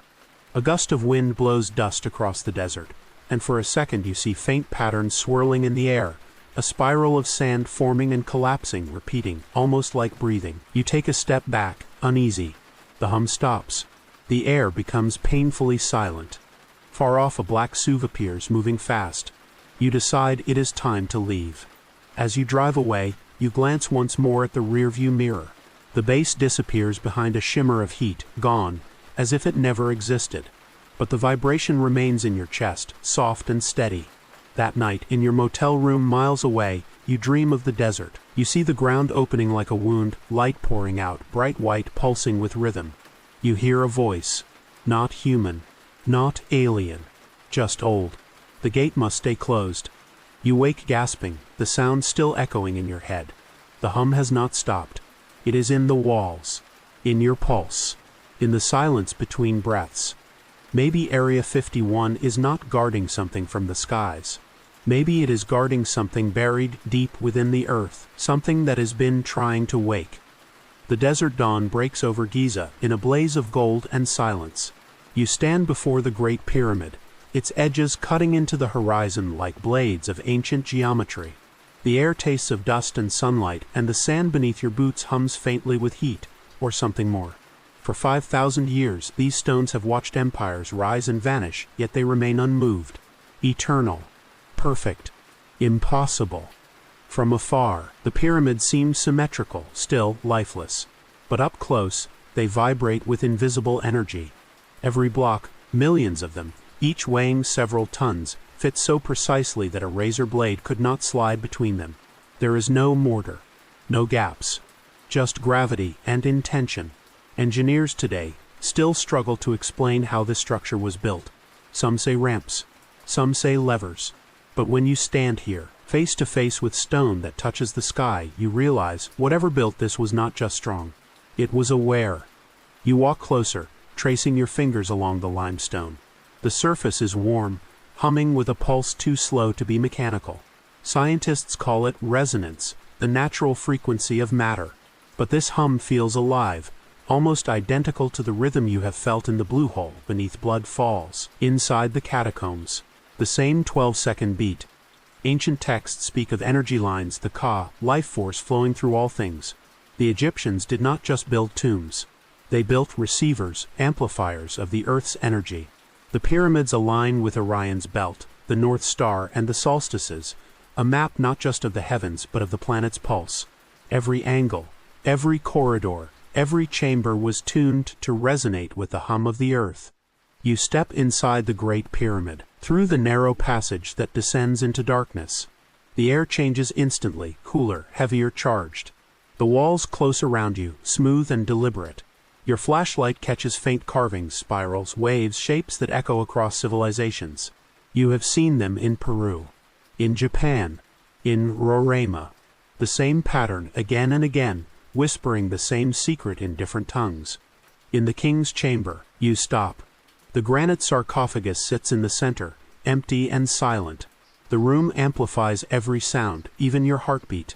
You take a breath and the air vibrates softly, as if the pyramid itself exhales with you. You whisper one word, and it multiplies, bouncing endlessly, building into a tone, a note, a hum. The same hum. Archaeologists will tell you this was coincidence, acoustic properties of granite. But when you stand here, surrounded by ancient geometry, the thought feels hollow. This is not coincidence. It is design. The ancients did not build a tomb. They built an instrument. You lie down beside the sarcophagus, close your eyes, and feel the vibration under your spine. It rises slowly, spreading through you like warmth. Your body begins to sink with it. For a moment, you are not sure if you are breathing, or if the pyramid is breathing for you. Images flash behind your eyelids. Deserts, forests, oceans, mountains, all the places you have been. All the places that hummed. For the first time, they do not feel separate. They connect, like dots in a constellation. You realize the pattern they form is not random. It is the outline of the earth itself, one massive circuit pulsing with rhythm. The hum deepens. The walls tremble. You open your eyes, and the chamber glows faintly. The air thickens, vibrating in visible waves. Dust rises from the floor, swirling in spirals. You hear a sound that is not sound, a resonance so deep it bypasses your ears and sinks into your bones. It feels like understanding without language. And in that vibration, a thought emerges, not words, not speech, just meaning. The earth remembers. You sit up, gasping. The glow fades. The air goes still. The hum retreats, but does not vanish. It lingers, tucked behind your heartbeat, waiting. When you emerge into daylight again, the desert seems louder than before. The sun burns your eyes. The city shimmers in the distance, full of noise and life. But the pyramid stands motionless, indifferent, eternal. People will tell you these were monuments to kings. But maybe they were monuments to time itself, reminders that knowledge is older than civilization, that the planet has always known how to speak, and we have simply forgotten how to listen. You look back one last time. The pyramid gleams under the morning sun, its shadow stretching long across the sand. You realize something both terrifying and beautiful. This is not just history. It is memory. And it is still alive. The sea around Okinawa is impossibly clear, turquoise at the surface, then deepening into a blue so pure it looks like eternity. But beneath those waters, something vast waits in silence. You are descending now, air hissing through your regulator, light dimming above. At about 25 meters down, your flashlight catches it, a staircase carved from stone, too precise to be nature's chaos. Step by step, it leads into darkness. You have reached the Yonaguni Monument, Japan's lost underwater city. At first, it seems like a simple rock formation, the kind divers see everywhere. But as you swim closer, the truth becomes undeniable. Massive platforms, perfect right angles, columns as tall as buildings, corridors, what looks like a doorway. The ocean floor is not random, it is architecture. Every surface feels deliberate, carved with geometry so exact it mocks erosion. Scientists argue over what this place is. Some say it is natural, shaped by ancient currents. Others whisper of Mu, the Pacific's Atlantis, a civilization drowned before memory began. When the currents shift, fine sand reveals symbols etched into the stone, spirals, suns, waves. You have seen them before, the same shapes from the Nazca Desert, Easter Island, and even the Great Pyramid. The same language, written across continents, across millennia, across elements. You hover over a massive staircase, descending into the abyss. Each step is worn smooth, but not by water, by time. You run your fingers along the edge. It is warm. Not metaphorically. Warm. The same faint vibration again, rising through the stone. The earth's pulse even here beneath the sea. Your dive partner signals that it is time to go up. You hesitate. Something about this place does not want you to leave yet. You turn your light toward a narrow passageway. For a moment the beam catches movement, a shimmer, like heat underwater. Then a soft flash. The rock walls glow faintly only for a second, then go dark again. Could it be phosphorescence, bioluminescent life? Your rational brain scrambles for explanation. But deep down, the hum tells you otherwise. The ocean here does not just hold ruins, it holds memory. As you swim through a corridor, your light flickers. The water feels heavier, almost metallic. You hear a sound through the regulator, a deep, resonant tone that does not belong to machines or whales. It vibrates through the entire structure. You stop moving. It is coming from below. You shine your light down a crevice, and there it is, a vast circular chamber, too large to comprehend, its edges lined with perfect symmetry. You realize you are not above a ruin, you are inside something. Something built. Suddenly, your compass spins. The needle dances like it did over the magnetic hill. Your depth gauge glitches. You feel a gentle pull, like gravity itself shifting direction. The hum intensifies, rhythmic, familiar, the same 12-second beat from the glaciers, the deserts, the catacombs. The same heartbeat of the planet, but stronger, closer. You think of the legends, Mu, Lemuria, Atlantis, all tales of civilizations swallowed by the sea. What if they were not myths? What if they were memories? The earth erases nothing.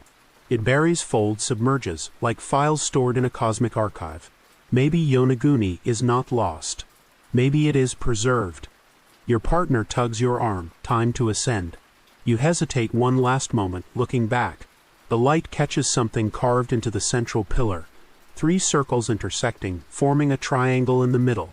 The same symbol seen at Roraima, Easter Island, and Egypt. You rise slowly through blue silence.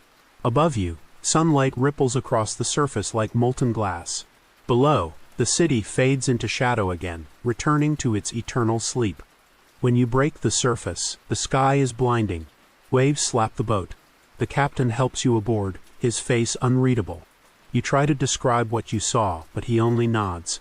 We do not dive there at night, he says quietly. Sometimes. It sings. You glance back at the water.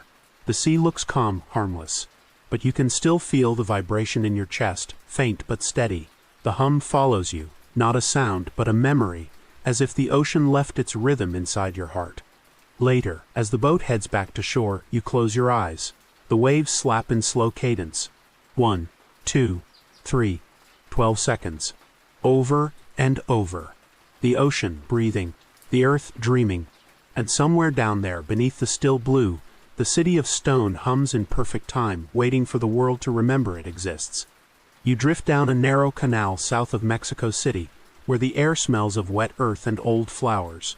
The trees lean close, their roots tangled in the black water. The boatman does not speak. He just pushes the wooden skiff forward with a pole, his eyes fixed on the fog ahead. Somewhere in the distance, a music box plays a faint lullaby. The sound bends with the wind. The island rises slowly from the mist, cluttered, colorless, wrong. Dozens of dolls hang from the trees. Hundreds, maybe thousands. Headless, limbless, faded by the sun. Their glass eyes watch you from every direction. You have reached La Isla de las Muñecas, the island of the dolls. The story begins with a tragedy. Decades ago, a man named Don Julian Santana moved here to live in solitude. One day, he found the body of a young girl floating in the canal, tangled in lilies. Near her was a doll. He hung it in a tree as an offering, a gesture of peace. But after that, he began to hear things, laughter at night, whispers in the water. He believed the girl's spirit had returned. So he began collecting dolls, hundreds of them, stringing them through the trees to keep her company, or to keep her quiet. As your boat bumps against the shore, the sound of insects fades. Even the birds refuse to sing here. You step onto the island, and every hair on your arms rises. The air is thick with humidity, but colder than it should be. The dolls creak in the wind, their plastic faces cracked, their eyes fogged with dust. Some still wear faded dresses. One turns slowly on its string, and you swear its eyes follow you. People say the dolls move on their own at night, that their heads turn, their lips part, their eyes blink. Others say they whisper, not with words, but with a rhythm that feels alive. When you listen closely, it is not quite random. It is too steady, too measured. Like breathing. Like that familiar hum that has followed you from every corner of the planet. You walk deeper into the island. The ground is soft, soaked by the canal. The trees grow denser, their roots twisting like veins. Dolls hang in clusters now, hundreds of them, forming grotesque chandeliers. Some are burned, some headless, some too new to belong here. It is like time does not pass the same way in this place, as if the island keeps collecting even when no one's watching. At the center, you find Don Julian's old hut. Inside, dolls cover every wall. A small radio hums faintly, though it is unplugged. The air vibrates, low and steady. You touch the nearest doll. Its body is warm. You drop it immediately. The hum deepens and the radio flickers to life for half a second, not static, not speech, but a single tone, familiar and ancient. The same 12-second rhythm. The pulse of the earth. Your heart races. You remember the molten desert, the glowing crater, the blood-red ice, the whispering forest. Everywhere you have gone, the same vibration. And here, among these hanging children's faces, it feels stronger than ever, as if something beneath the island is resonating. The ground trembles slightly. Water ripples in bowls on the floor. The dolls sway together, not randomly, but in time. Then, through the open door, you hear it, a soft voice. A little girl's laugh.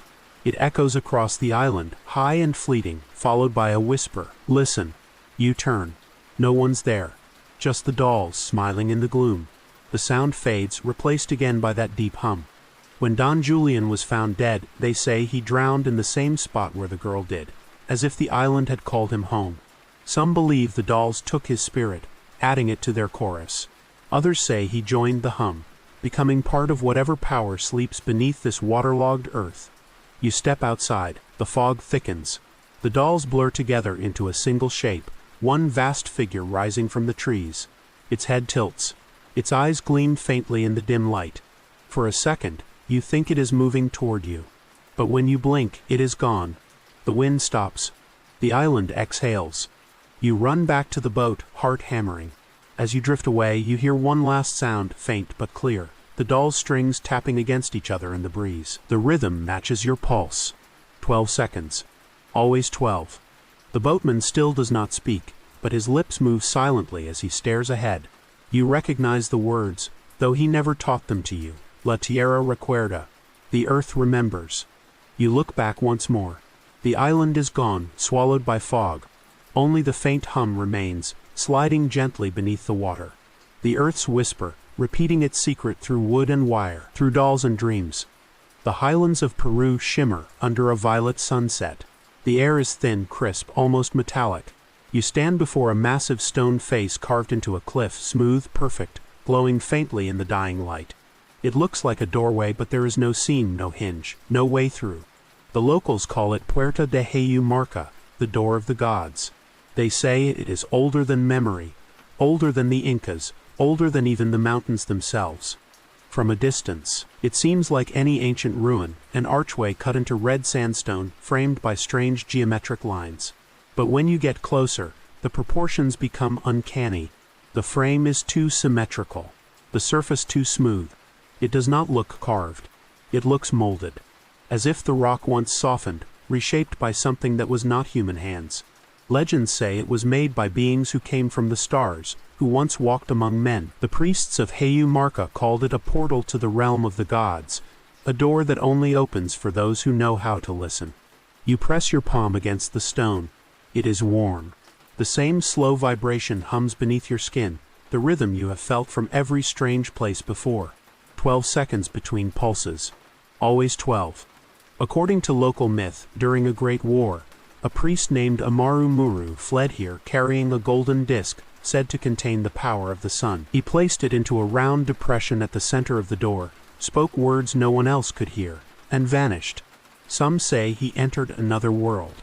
Others say he became one with the mountain itself. You run your fingers over the depression in the stone, a perfect circle about the size of your hand. The moment you touch it, the hum changes. It deepens, becomes clearer, as if the mountain recognizes you. The air thickens. A faint glow seeps from the edges of the door, outlining its perfect frame. The ground trembles. Dust falls from the cliffs above. Then the light flares, soft at first, then blinding. For a second, it feels like the air turns to liquid. You stumble back, blinking. The light fades. The door is still there, unchanged. But something has changed. The hum has not stopped. It is no longer coming from the ground. It is coming from you. You feel it behind your ribs, steady and slow. The same rhythm. The same frequency. You remember the symbols at Roraima, the spirals in Nazca, the carvings in the catacombs. Maybe all of them are doors, gates like this one scattered across the earth connected by the same heartbeat. The planet's circulatory system. Maybe each one is an entrance, not to another world, but to within. A gust of wind passes through the valley, carrying faint whispers. Not words but tones, deep, resonant, harmonic. They vibrate the air around you. You close your eyes and for a moment you can almost see it. A vast network of glowing veins running beneath the crust, connecting oceans, forests, deserts, mountains, each place you have visited, humming in unison. You open your eyes again. The light around the door fades completely. Everything is silent, still. You turn to leave, but before you take a step, the stone beneath your hand pulses once more. The hum inside you syncs perfectly with it. Then faintly a sound like a breath, deep, ancient, soft, not yet. You freeze. The mountain exhales, and the pulse vanishes. The air feels thin again. Normal. You pull your hand away, but the warmth lingers. A faint golden mark glowing briefly on your palm before fading. Locals say, the door opens only when the world needs to remember, when the earth prepares to wake. They say the hum you hear in your sleep is the call of Heyu Marka, the sound of the door waiting to be opened again. As you descend the trail back to the village, the wind carries one last echo, that familiar rhythm, faint and patient. You look back one more time. The mountain glows softly under the stars. The door stands silent, eternal, unyielding. But somewhere deep within, the earth still hums, and this time you know it is not calling out. It is calling you in. Deep in the Peruvian jungle, where sunlight filters through the canopy in green and gold, you follow the sound of running water. At first, it is no different from any other river. The soft rush of current, the chatter of insects, the pulse of the forest. But as you draw closer, the air thickens. Steam curls upward from the surface. The smell of minerals, sulfur, and heat fills your lungs. Then you see it, a river that should not exist. A river that boils. This is Shinei Timpishka, the boiling river, 4 miles of steaming, scalding water, hot enough to kill anything that touches it. Fish that drift too close are cooked alive. Birds that fall in never surface. The locals say it is sacred, the Yakumama, mother of the waters. Scientists say it is a geothermal anomaly, but they admit it defies logic. There are no volcanoes nearby, no geothermal vents for hundreds of kilometers. It is as if the earth decided to set this one river on fire. You kneel at the edge, feeling the heat against your skin. The surface churns in slow rolling waves of mist. The water is not bubbling from motion, it is alive with temperature, roiling from within. You pick up a stick and dip it in. It hisses instantly, blackening to ash. The air above the current shimmers like a mirage, bending the jungle into dream shapes. Dr. Andres Russo, the scientist who studied this place, said the same thing you are thinking now. It should not be here. He discovered that the water is not just hot, it is consistent. Every degree, every ripple, perfectly balanced. That kind of stability does not happen in nature. It happens in systems. Designed ones. You step closer, sweat dripping down your spine. The ground hums beneath your feet. You recognize it immediately. The same low vibration from the door of the gods, the catacombs, the great blue hole. The same 12-second rhythm. Only here, it is louder. Deeper. The locals believe the river was created by a serpent spirit that guards the earth's heart. They say the Yakumama breathes through the boiling water, its pulse keeping the jungle alive. You smile, half amused, until the ground beneath your boots trembles. The river's surface ripples not from wind, but from something moving below. You lean forward, peering through the mist. For a second you see it, a shadow sliding under the water, long and coiled. Then it is gone. The hum deepens, resonating through your chest. The jungle grows silent. No birds. No insects. Only the breath of the river. You crouch and touch a nearby rock. It is hot, but not unbearable. The vibration is strongest here, rhythmic and deliberate. You feel it in your bones. 12 seconds. 12 again. The earth's pulse. But there is something new this time. a faint counterbeat like an echo slightly out of sync. Two heartbeats layered. The same pattern you felt near Area 51.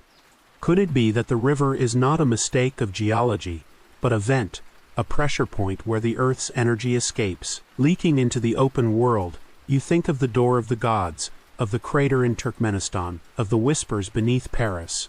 What if the planet's core is not just molten metal, but consciousness, and every one of these places is a way for it to breathe? A gust of wind pushes steam across your face. It smells of salt blood and rain. The river hisses louder. Somewhere beneath it, the earth groans low, deep, almost mournful. You step back, but the vibration follows you, trembling through the soles of your boots. The water seems to shimmer brighter now, glowing faintly red beneath the surface. You drop to your knees, staring into it. The reflection stares back, not your face but something deeper. For a moment you see every place you have been reflected in the waves, the pyramids, the desert, the forest, the ocean, all pulsing together like a single organism. And at the center of it all, a circle of light, spinning slowly. The hum reaches its peak. The water roars, steam bursting upward like breath. Then it stops. Everything freezes. The jungle holds its breath. And in that silence you hear it, almost awake. The river exhales. The world moves again. The water churns, the heat rises, the hum softens, back to its slow, patient rhythm. You stumble away, dizzy. The forest looks unchanged, but you feel different. Like the earth has brushed your mind, left a mark beneath your thoughts. By the time you reach camp, the jungle is alive again, birds singing, insects buzzing. But every sound seems to fit a pattern now, every rhythm folding into that 12-second beat.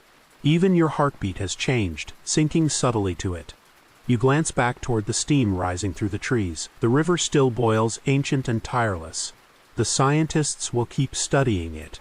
The shamans will keep worshipping it. And you will keep hearing it, even in silence. Because once you have heard the earth's pulse, you can never go back to believing it is just rock and fire. It is alive. And it is remembering how to wake.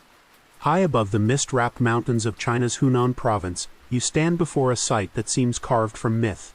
A vast opening pierces the mountain, a perfect arch in the stone, so high it swallows clouds. This is Tianmen Cave, the gate of heaven. From a distance, it looks like the world has been split in two by the hand of a god. Up close, it feels like you are standing at the edge of something alive. The stairs leading up are endless, 999 of them, climbing into the clouds. Legend says that those who reach the top are cleansed of their burdens, closer to the divine. You begin to climb. The air grows colder, the mist thicker. Every step echoes like a heartbeat, and that familiar rhythm, 12 seconds, returns once more, subtle but undeniable. Halfway up, the wind changes. It does not blow past you, it moves through you. A low hum rises from the mountain itself, vibrating the air, the stone, even your bones. It is not sound. It is resonance. You stop, press your palm against the stair and feel it tremble beneath your touch. It is the same hum you have heard in the earth's most secret places, but here it feels different, higher, lighter, almost harmonic, like the planet's voice climbing toward the heavens. The locals tell many stories about this place. Some say the cave was opened by a meteor thousands of years ago, a message from the sky. Others believe it is a portal, a natural bridge between Earth and the divine. In 1999, pilots flew through it in celebration, threading their planes through the massive opening like silver arrows. But those who live nearby say no one should disturb it. They say the mountain is sleeping, and the gate is its eye. You climb higher. The air grows thin. The clouds part for a moment, revealing the cave in its full magnitude, a hole nearly 200 meters tall, carved not by tools, not even by erosion, but by time itself. It is too perfect to be random. The sunlight pours through it like liquid gold, forming a single beam that hits the valley floor below. Everything it touches glows. You reach the top and step into the archway. Inside, the air hums with quiet power. Your voice echoes for seconds, bouncing in patterns that feel deliberate. The rock walls are smooth and lined with faint markings, circles, spirals, and geometric shapes almost identical to those in the catacombs of Paris and the walls of Roraima. They appear carved by wind, but you know better. You have seen this before. The same hand or the same mind shaped them. You walk to the center of the cave where the wind is strongest. It does not roar. It sings. A constant note, deep and pure, vibrating at the same 12-second rhythm that haunts every place you have visited. The sound merges with your pulse until you can't tell where you end and the earth begins. For a moment the mist glows faintly. The air ripples. You look up and see a column of light shooting through the archway into the clouds, not sunlight, but something colder, more precise. The hum deepens. You close your eyes. In that instant, you see the planet not as a sphere of land and water, but as a network. Lines of light crossing oceans and mountains, every place you have been connected like neurons in a vast brain. The pyramids. The blue hole. The catacombs. Roraima. Yonaguni. Every site beating in sync, forming one massive circuit. And at its center, the pulse, the frequency, the same rhythm you have carried with you all along. You open your eyes. The light fades. The air grows still again. The hum remains, softer now, almost gentle. A monk once said this cave is where the earth breathes into the sky, where heaven and ground exchange voices. Maybe that is what this is, the planet singing upward, sending its pulse into the stars, reminding the universe that it is alive. As you descend, clouds close behind you, swallowing the gate of heaven from view. From below, the mountain looks calm, silent, ordinary. But you know better. The hum still lingers in your ears, faint and constant, like the sound of a sleeping giant just beginning to stir. When you reach the valley floor, you look back one last time. The sunlight hits the mountain perfectly, forming a single glowing circle where the cave used to be. It looks like an eye, open for only a moment before the clouds cover it again. Maybe the legends were right. Maybe the mountain is not sleeping. Maybe it is watching.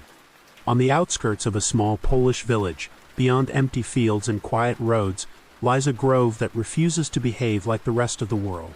The trees here do not grow straight. They bend, all of them, in the exact same direction, their trunks curving like crescents before stretching upright again. You stand among them now, surrounded by hundreds of pines, each bending north at the same perfect angle, as if frozen mid-motion.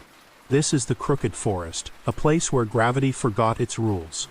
At first it looks almost playful, whimsical, like a secret kept by nature for its own amusement. But the longer you stand here, the stranger it becomes. The bends are too uniform, too deliberate. Every curve begins precisely 30 centimeters above the ground.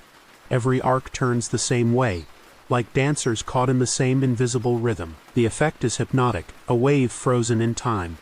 No one knows why it happened. Some say it was human, a result of farmers bending the trees for timber. Others blame the weight of snow, or freak winds that passed through centuries ago. But none of those theories explain the precision. None explain why every tree seems to follow a hidden pattern, as if responding to a force deeper than the soil itself. You rest your hand on one of the trunks. It is smooth, cold, and humming. That same slow, low vibration you have carried across continents pulses faintly beneath your fingertips. The rhythm matches your own heartbeat, 12 seconds, always 12. The air here feels thick, like sound has weight. You whisper something, your own name maybe, and the forest answers. Not with an echo, but with movement. The trees creak softly, bending almost imperceptibly, as if acknowledging you. A breeze slides through the grove, but the leaves do not rustle. Instead, the wind itself seems to hum, the sound traveling in waves between the trunks, circling the grove in perfect loops. You take a step back, realizing the curves are not random. From above, they form a spiral, wide at the edges, narrowing toward the center where the oldest trees stand. The same spiral again, the same geometry you saw at Nazca, at Roraima, beneath the seas of Yonaguni. It is the Earth's signature, etched here in wood instead of stone. The locals tell stories, of course. They say the forest was once a doorway, a place where another world touched ours for a moment, bending everything it touched. Some call it a scar, others a blessing. One old woman told you quietly that the forest listens, that if you stay long enough, it begins to mimic your thoughts. You laughed when she said it. But now standing here, you are not sure. You close your eyes. The hum grows stronger, wrapping around you like a slow heartbeat. The forest feels alive, not in the way of trees and roots, but in awareness. You picture the entire earth breathing, pulsing, whispering through these crooked trunks. And then it happens. A flicker. The light shifts, the forest seems to tilt slightly, though your feet have not moved. The air ripples. You open your eyes, and for a split second, every tree is straight. Perfectly vertical. Time stops. The hum vanishes. Then, as quickly as it happened, everything returns. The trees bend once more. The hum resumes. You fall to your knees, dizzy. Did you imagine it, a trick of sunlight, or did the earth just show you what this place looked like before, or after, whatever force changed it? You stay there for a long moment, letting your pulse steady. The wind sighs again, softer now, almost tender. The forest no longer feels eerie. It feels patient, like it has been waiting for someone to notice that it is not broken, just different. Before leaving, you run your hand along one of the curved trunks. The vibration is faint but warm. The wood seems to hum back in gratitude. Maybe the forest is not twisted at all. Maybe the rest of the world is. As you step back onto the dirt road, the hum fades into silence. The grove stands quiet behind you, still and strange, its crooked silhouettes bending gracefully toward the horizon. You take one last look. For a moment you could swear the trees are leaning just a little farther, not away, but toward you. Listening. You are in Siberia now, where winter stretches for half the year and silence carries its own weight. Before you lies Lake Baikal, the oldest and deepest lake on Earth. It holds more water than all of North America's Great Lakes combined. But it is not its size that unnerves you. It is the way it feels. Standing here, you sense the ground is not solid, it is breathing. Beneath your boots, the ice hums. The surface of Baikal is a sheet of blue crystal, so clear you can see 20 meters down. Frozen bubbles shimmer like trapped stars. But below the glassy calm lies something ancient, a body of water that predates humanity, filled with organisms found nowhere else. Scientists call it a living laboratory. Locals call it the eye of the earth. You kneel, peering into that impossible blue. For a second, you could swear it looks back. You tap the ice, and the sound echoes like a drum, deep and resonant. The vibration lasts too long, almost rhythmic. 12 seconds, of course. Always 12. The same pulse. The same whisper. Legends say Baikal has no bottom, that it connects to the ocean through tunnels carved by gods. Some even believe it is a gateway, not to another place, but another time. Fishermen tell stories of ships vanishing into fog and returning decades later unchanged, their crews bewildered. Scientists laugh, yet none can explain why magnetic instruments fail here, or why orbs of light hover above the lake at night. You remember those orbs. You have seen them before, in the skies of Roraima, in the catacombs of Paris, in the glow of the door of the gods. They are always there when the hum grows strongest. You wonder if they are the Earth's way of releasing energy, or signaling something to those who know how to watch. The wind bites at your face. You step onto the frozen surface, every crack beneath you echoing into infinity. Somewhere below, an unseen current moves, slow, powerful, deliberate. Baikal never truly freezes solid. The water underneath is always shifting, as if the lake refuses to rest. Scientists once recorded tones deep within it, infrasound too low for human ears. Some compared it to whales. Others said it sounded mechanical. You already know what it is. The same hum. The same voice. At dusk, the light fades to silver. The sky and the lake blend into one endless mirror. You are standing between two worlds, ice above, water below. The air tastes electric. You drop to your knees, placing your palm flat against the ice. The cold bites instantly, but beneath it you feel warmth, faint pulsing. The same rhythm you have followed across continents. You whisper, without knowing why, "I am listening." The hum grows louder. The ice begins to sing, long groaning tones rising from deep below, sliding into perfect harmony. The sound vibrates through your chest, slow and steady. The lake is alive. It is speaking through pressure and resonance, through water and stone. And you realize something. This hum is not just the Earth's heartbeat. It is communication, a language older than speech. For a moment, the light shifts. Underneath the ice, glowing lines appear, delicate web-like patterns that stretch into the darkness. They connect in spirals, nodes, shapes, the same geometry from Nazca, Roraima, Yonaguni. The same pattern, written into everything. It pulses once, then fades, leaving you gasping. You scramble back to shore, heart pounding. The wind screams through the valley, but the hum remains, softer now, comforting. The sky above Baikal glows with pale ribbons of light, auroras, maybe. Or something else. You turn to leave, but before you go, you glance back. The lake is still. Quiet. But in its reflection, you see something impossible. A single golden circle hovering above the ice, like an eye opening just for you. Then it closes. The hum stops. You stand there in silence, trembling. For a moment you understand, this is not the earth waking up. It is watching. It is remembering. And maybe, just maybe, it is waiting for you to do the same. The desert wind of Jordan tastes like salt and dust, dry enough to strip your breath away. You walk through a narrow canyon, its walls glowing rose-red in the fading sun. The passage is so tight it feels like a throat carved through the earth. And then it opens. The light spills forward, revealing what looks like a mirage, columns, towers, and temples carved directly into the cliffs. You have reached Petra, the lost city, once the heart of an empire, now a monument to silence. The first thing you feel is awe. The second is confusion. None of this should still exist. Sandstorms, earthquakes, time, all should have erased it centuries ago. Yet here it stands, nearly intact, carved with such precision that even the shadows fall symmetrically. The rock glows with inner light, crimson and gold. It is as if the city was sculpted not for mortals, but for the gods themselves.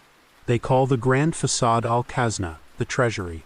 Columns soar upward, carved from living stone, their edges sharp despite 2,000 years of desert wind.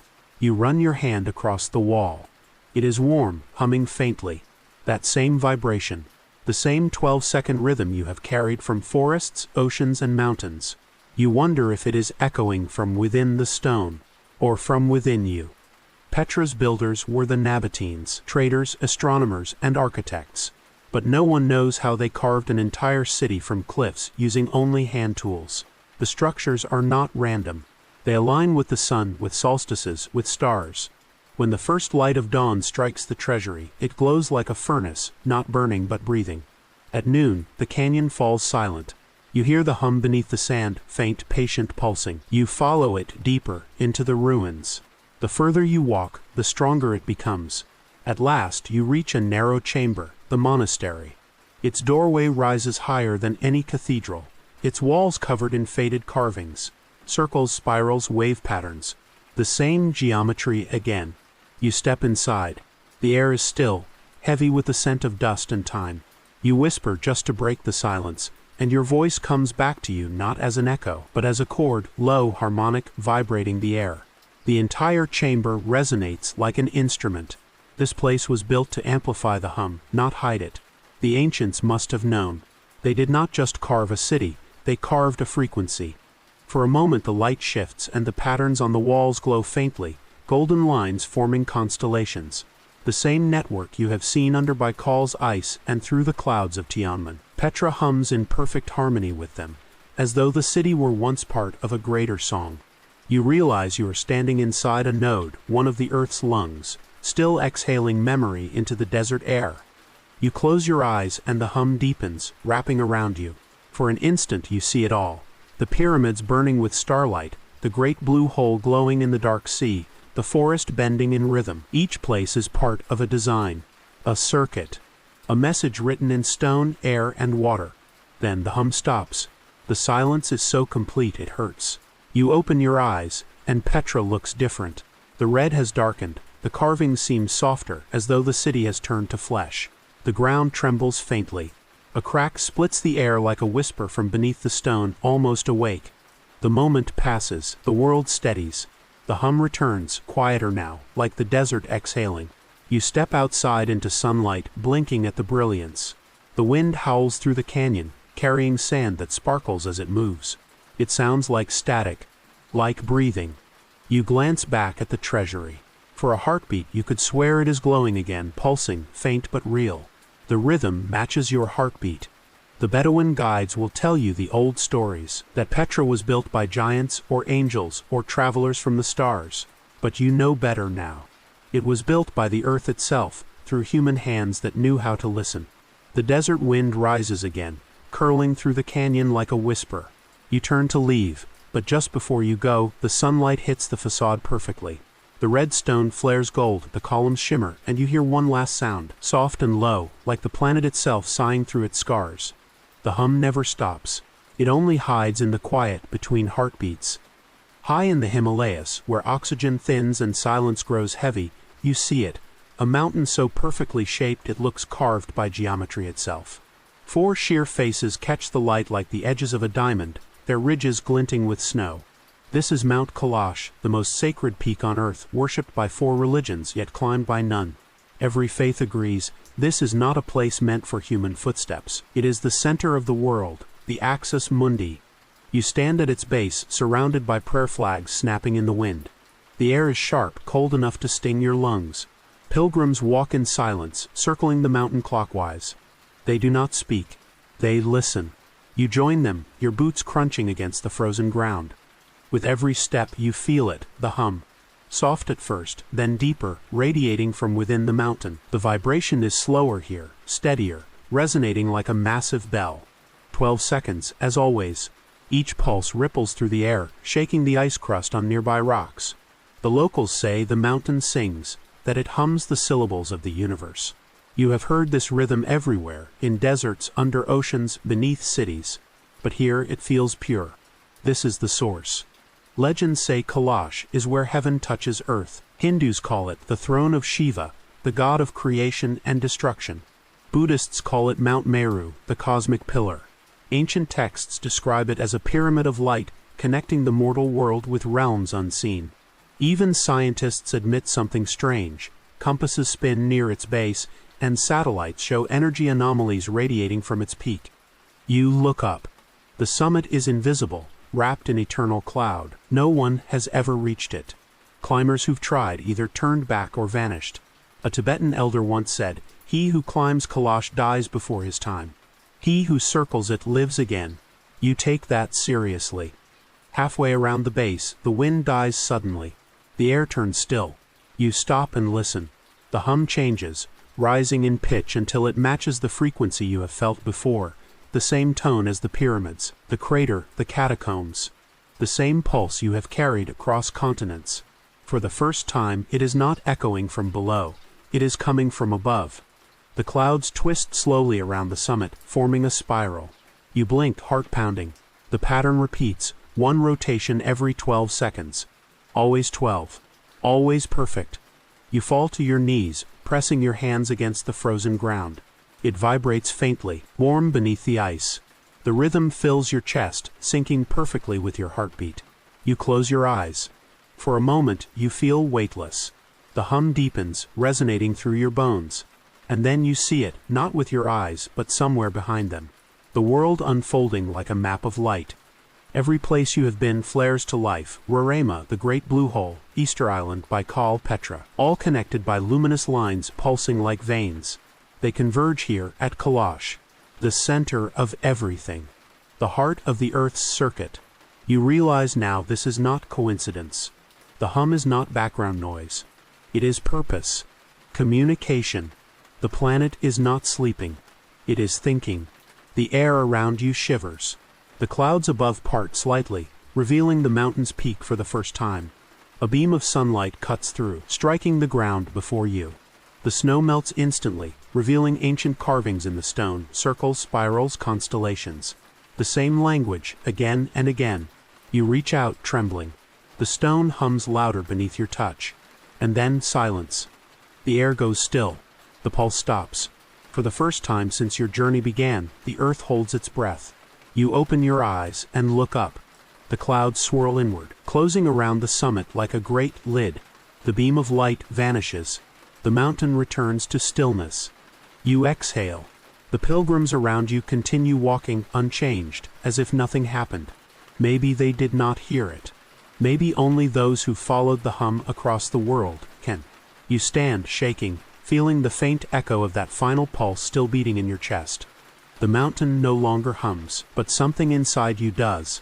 You realize it now. It has never been calling you to the mountain. It has been calling you through the mountain, through every place, every whisper, every beat. You look back once more. The peak glows faintly through the mist, a perfect pyramid of light. You hear one last whisper, soft and patient, carried by the wind, almost awake. Night has fallen again. But this time, it is not a single place you stand in, it is all of them. The wind carries salt from the sea, ash from the desert, cold from the ice. You can hear the forest breathing, the rivers murmuring, the hum of the cities blending with the hum of the earth. Every vibration you have followed, from the pyramids to Roraima, from Baikal to Petra, it is all converging here, now, inside you. The stars look brighter tonight, almost deliberate. The constellations seem to shift, their light pulsing in time. 12 seconds between flickers. 12 seconds between heartbeats. You realize you are not just hearing the earth anymore. You are part of its pulse. Your body vibrates faintly, matching the same rhythm that is echoed beneath every step of your journey. You kneel, pressing your hand to the ground, and the world responds. The hum rises, deep and strong. It spreads outward, through the soil, the stone, the water, the air, and for the first time you understand this has never been about mystery. It is about memory. The earth is not whispering to you. It is remembering itself through you. Images flood your mind, fragments of every place you have seen. The Nazca spirals burning under the sun. The glaciers bleeding red, the forest bending in rhythm. The great blue hole glowing like an eye beneath the sea. The hum ties them all together, not as scattered anomalies, but as notes in one immense ancient song. And now, that song grows louder. The ground trembles, not violently but rhythmically, a global heartbeat. Somewhere deep below, you sense movement, like tectonic plates shifting in perfect harmony. You can almost hear words forming from the vibrations, a language older than speech. It says, "I was never silent. You just forgot how to listen." You lift your gaze to the horizon. Across the world, lights are appearing, not man-made but natural. Faint columns rising from sacred sites, pulsing gold, silver, blue. You know each one by heart. You have been to them. You have touched them. Roraima, Kailash, Easter Island, the door of the gods, Petra, each sending its pulse toward the sky, sinking in rhythm, forming a lattice of light that encircles the globe. The 12-second cycle grows shorter. 10 seconds. 8. The Earth's heartbeat is accelerating. The hum climbs into a low roar, a harmony of millions of frequencies merging into one perfect tone. It is terrifying, beautiful, alive. You drop to your knees as the sound floods your chest, filling every cell. You are not afraid anymore. You realize what this means. The Earth is not waking up to destroy. It is waking up to connect, to remember every piece of itself, land, sea, human, mountain, as one continuous organism. For a brief, impossible moment, everything aligns. The pyramids resonate. The ocean sings. The ice glows. The magnetic fields dance. The sound is no longer just a hum, it is a voice, a chorus of everything that has ever lived. And then, silence. You open your eyes. The night sky is still, filled with stars. The wind is gentle again. The world looks unchanged, but you know it is not. The hum is gone from the air, because it is no longer out there. It is inside you now, permanent, patient, alive. You stand trembling, overwhelmed by the stillness. Somewhere far away, a wave crashes. Somewhere else, a volcano sighs. A glacier shifts. A tree falls. Every sound, every vibration fits perfectly into the same rhythm. The earth is still singing, quietly, confidently, waiting for you to join in. You whisper, not to the sky, not to the ground, but to everything, "I hear you." The wind answers, soft and steady, carrying the final echo across the night. Then remember. The stars blink once, all at once, and the world exhales. The hum returns, faint and eternal, like the sound of your own heartbeat beneath the soil. If you have made it this far, maybe you have felt it too, that subtle vibration that connects everything. Maybe it is not just a story, but a reminder. Tell me, which place spoke to you the loudest, and what do you think the earth is trying to say?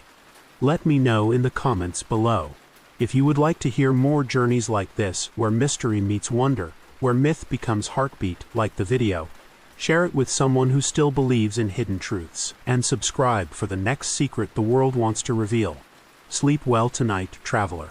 The earth is still humming, and now so are you.